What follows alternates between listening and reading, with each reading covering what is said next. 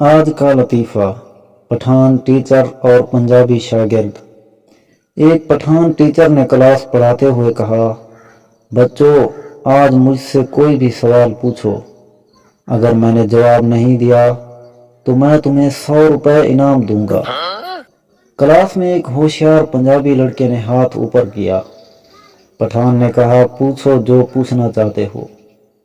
پنجابی شاگرد بولا، سر جی ایک تالاب میں 5 بطخیں جا رہی تھیں۔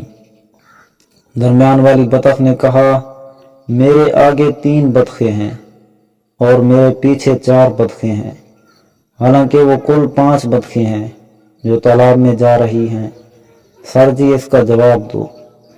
پٹھان ٹیچر سوچنے لگا کہ 3 آگے اور 4 بطخیں پیچھے، یہ تو 8 ہو گئیں۔